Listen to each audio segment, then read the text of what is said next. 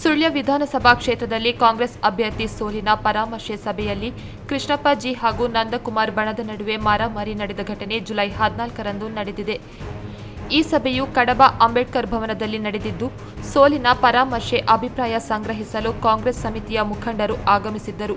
ಈ ಸಭೆಗೆ ಕಳೆದ ವಿಧಾನಸಭಾ ಕ್ಷೇತ್ರದಲ್ಲಿ ಪಕ್ಷ ವಿರೋಧಿ ಚಟುವಟಿಕೆ ನಡೆಸಿದ್ದಾರೆ ಎಂದು ಆರೋಪ ಹೊತ್ತಿರುವ ಉಚ್ಚಾಟಿತ ಮುಖಂಡರು ಆಗಮಿಸಿದ್ದು ಕೃಷ್ಣಪ್ಪ ಜಿ ಬಣದವರ ಆಕ್ರೋಶಕ್ಕೆ ಕಾರಣವಾಗಿತ್ತು ಎನ್ನಲಾಗಿದೆ. ಸಭೆ ಮಾತಿನ ಚಕಮಕಿ ಮೂಲಕವೇ ಪ್ರಾರಂಭವಾಗಿದ್ದು, ಸ್ವತಃ ಕೃಷ್ಣಪ್ಪ ಅವರೇ ಉಚ್ಚಾಟಿತ ಸದಸ್ಯರಿಗೆ ನೀವು ಈ ಸಭೆಗೆ ಯಾಕೆ ಬಂದಿದ್ದೀರಿ, ನಿಮಗೆ ಮಾನ ಮರ್ಯಾದೆ ಇಲ್ಲವೇ ಎಂದು ರೇಗಿಸಿದ್ದಾರೆ.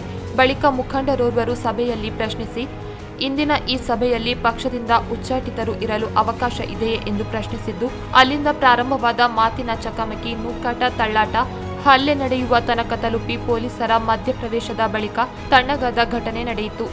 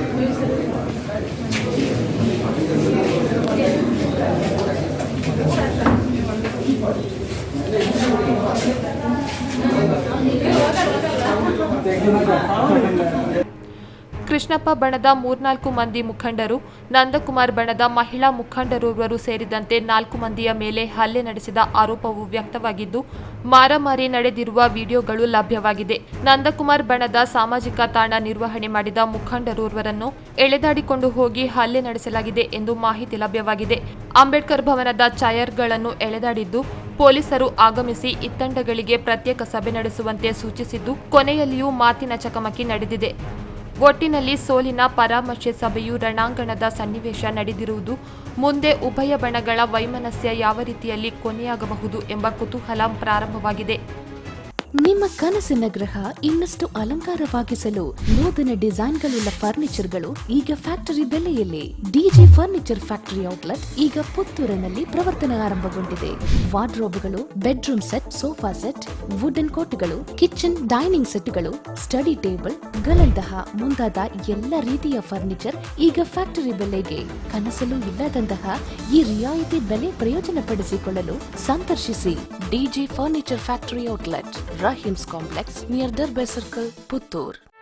ಸುದ್ದಿ ಚಾನಲ್, ಕ್ಷಣ ಕ್ಷಣದ ಸುದ್ದಿಗಾಗಿ.